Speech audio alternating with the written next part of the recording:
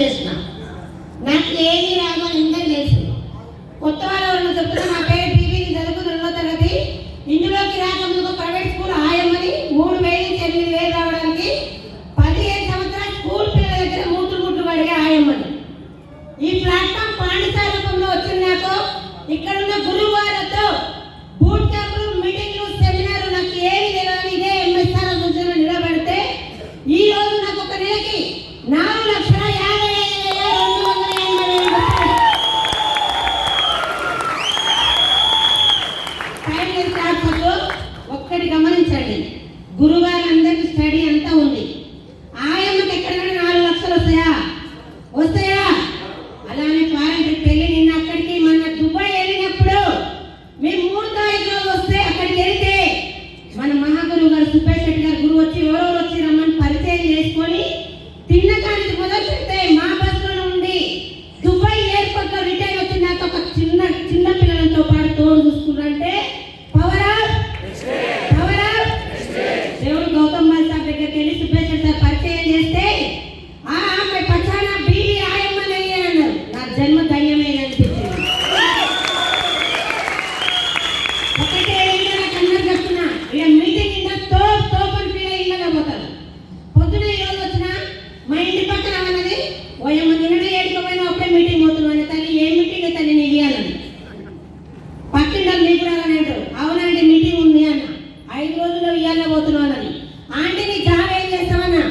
50,000 job 15 సంవత్సరాలు చేసింది government job మున్సిపాలిటీలో.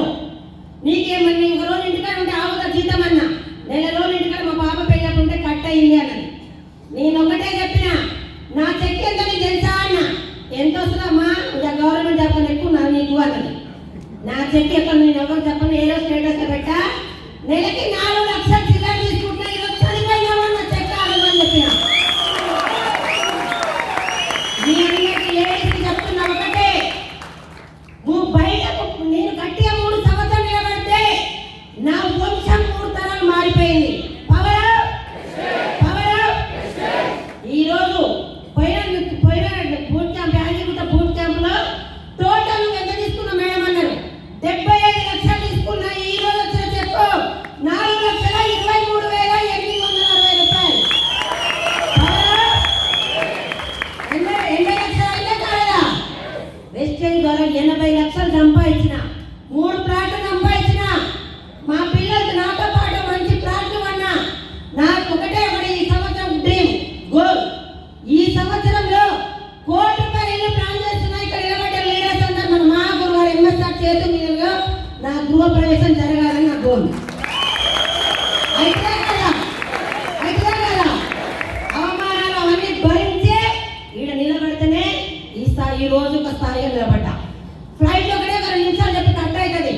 కట్ చేస్తాను, టైం అయితే జ్యోతిమణి చెప్పిన టైం ఎక్కువైతే కొంచెం లాగమ్మ కొమ్ము నేను ఆపేస్తాను చెప్పిన.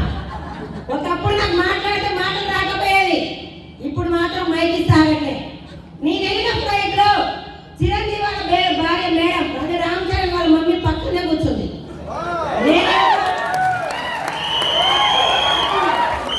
నేనేమో ఆమెతో ఫోటో దిగాలని ఆమెతో ఉంటున్నా. ఆమె పక్కన సీట్లో కూర్చున్నా. ఆమె కోల్కతా నుంచి వచ్చిందంట, శాంతబాయి మేడం అంటే. ఆమె నా ఇంట్లో వరకు పెడుతుంది ఆ ఫోటో.